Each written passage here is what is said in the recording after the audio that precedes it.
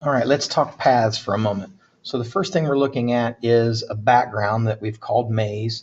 And I just went out on the web and found a picture of a maze and just inserted it in here because we're just going to do some paths. And I just wanted to show you that it could follow a path of some sort.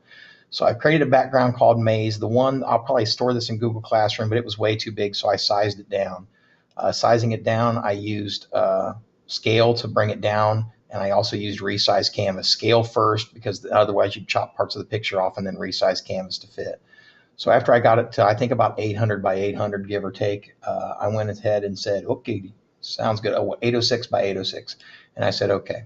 So I'm going to go down here, and I've got this sprite called bot and an object called bot that's not a whole lot of coding in it, but I'll show you here in a minute. And I'm going to go ahead and go to the room, create a room, and open up the room, and I'm going to resize it at 806 and 806. 806. So it fits, and I'm going to go ahead and put that background in. Background, and then I'm going to choose background maze, and it'll pop in. And then I'm going to go ahead and place my sprite. And so this object bot, I'm going to go ahead and put, I don't want to get rid of these snaps, so I'm just going to put this down to 1 by 1 so I can place the object bot wherever I want to. He's pretty big, but I think it'll make do. You'll get the basic concept. I could size it down if I wanted to. All right.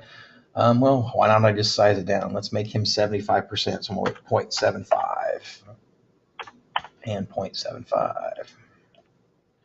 There's a way to scale it right here, so I'm just going to do it. So I scaled the bot down a little bit, and I've got him sitting at the start of the maze. All right. If we run the program, not much would happen right now because I've got to go in and define this path 1. And I'm just going to delete what I've got in there right now. And I'll show you how to make a path. So we're going to go in first and we're going to make a path. So we're going to right click and we're going to say create path. And then we're going to tell it to select a background. And I'm going to select a background, room 1, and I'll just maximize the room. So we'll see what's going on here. And so then I just add points to the path. So I can start it right where it's at right now. So whenever I click, it'll start there. If I want to move it, I can just grab it and move it. Again, if I don't like the snap, I can bring the snap all the way down to 1, or I could change the grid a little bit. So I'll grab the path and I'll just move it wherever I want it here. And then I'll just start adding path points here. Second point would be here. Let's go third. We're going to make this go in a straight line. Fourth. You kind of get the picture. Just kind of zip your way through the corners that you need to.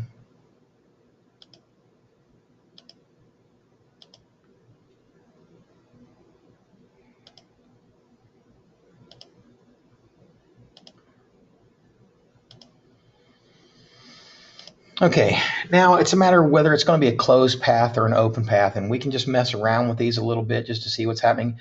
If you need to edit one of them, you can always click on a thing and say delete, or you can just move it around a little bit. If you need to insert, I haven't done that as much. We'll just have to play with it and see what we think.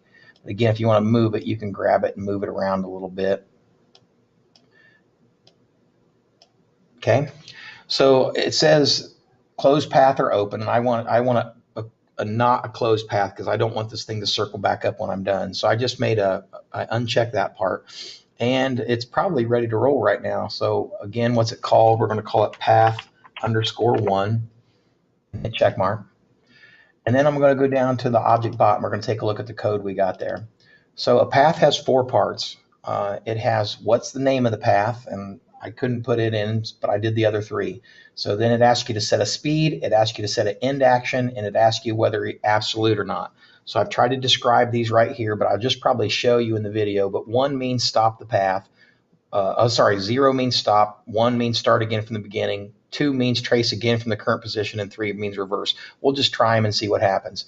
0 and 1 are relative and absolute paths. I'm pretty sure 1 is trace path absolutely, and 0 is start where you are and trace a relative path. But again, we'll just play around with those and check them out. All right, so alarm 1, I go ahead and just run it. So whenever you type a path start equals name of the path, speed, what type of end action you want, and whether you want it absolute or not. Okay. So let's go ahead and run the dude. I think it's set up and ready to go. So we'll go ahead and hit start. And after 1 second, it should run. And it just follows the path. And I put end action 0 to start off with, and we'll see what it does. I think I put 0. and it started again from the beginning. So it just jumped up and started again from the beginning, was end action 0. Other than that, it looks like it's going pretty good. So let's just stop it for a moment and let's go see what I did. So in object bot on the create, I had end action 1, so that said start from the beginning, which was what we thought. 1 should stop it. I mean, 0 should stop it. I guess we could go in and look at that real quick. I'll put in a 0. 0 should stop it. So it should only go through once this time.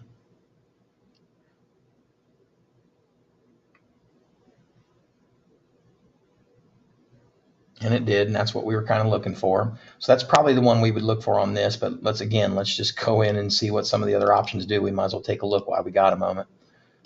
So end action, let's pick a 2 this time.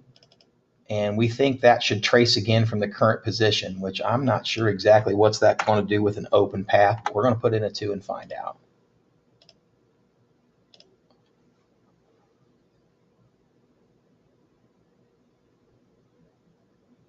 All right, so he's running it, and let's see what happens when he gets to the end. So this is end action 2 that we put in this time. All right, so he started the path down here. So let's say we had another maze right below this, he would run it again, but he pretended like he was sitting right here and he started the path down there is what he did on the end action 2.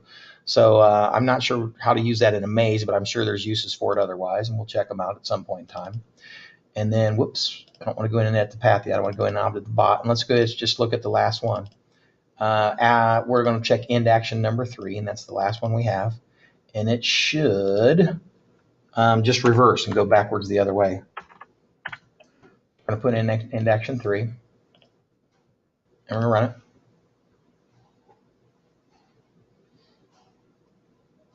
And it should just zip down and reverse.